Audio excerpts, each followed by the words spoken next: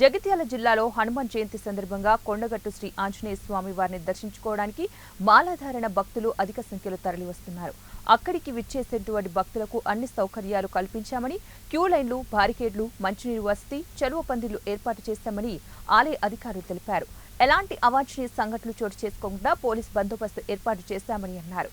తెలంగాణ రాష్ట్రం నుంచే కాకుండా ఇతర రాష్ట్రాల నుంచి కూడా భక్తులు అధిక సంఖ్యలో వచ్చి శ్రీ ఆంజనేయ స్వామి వారిని దర్శించుకొని మొక్కులు చెల్లించుకుంటారని ఆలయ ఈవో చంద్రశేఖర్ తెలిపారు.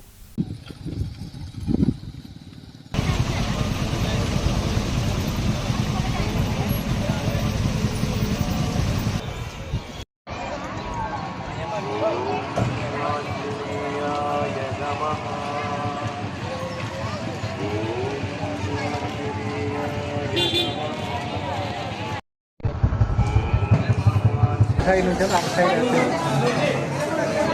గట్లా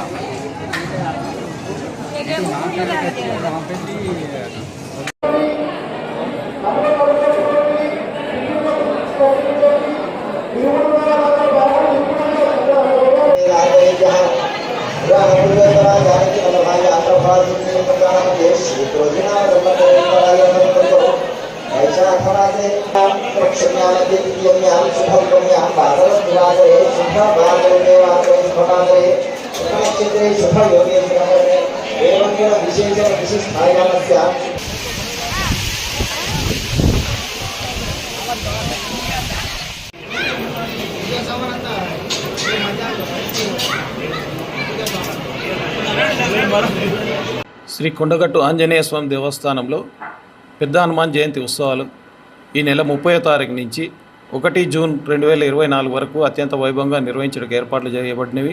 ఈ సందర్భంగా ఈ 3 రోజులు ఆలయం నందు ప్రత్యేకంగా పూజలతో పాటు 3 రోజులు యజ్ఞయాగాదులు కూడా నిర్వహిస్తున్నాము.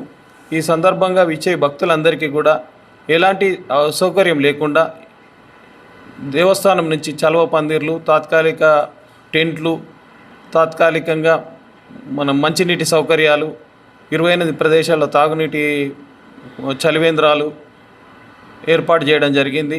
అలాగే శానిటేషన్ పరంగా కూడా సుమారు ఒక 600 రోజుకు ఒక 200 నుంచి 600 మంది ఏర్పాటు చేసేసి శానిటేషన్ విషయంలో ఎలాంటి అసౌకర్యం లేకుండా పుష్కరిణి, ఆలయ పరిసర ప్రాంతాలు అన్నీ కూడా పరిశుభ్రంగా ఎల్లవేళలా పరిశుభ్రంగా ఉండేటందుకు చర్యలు తీసుకోవడం జరుగుతున్నది. ఇచ్చేసిన భక్తులందరికీ కూడా ప్రసాదాలు ఎలాంటి ఇబ్బందులు జరగకుండా సుమారు ఒక 4 లక్షల వరకు ప్రసాదాలు ఏర్పాటు చేసి ప్రత్యేకంగా 14 కౌంటర్లు ఏర్పాటు చేసి ప్రసాదాల విక్రయాలు కూడా జరుపుటకు చర్యలు తీసుకోవడం జరిగింది.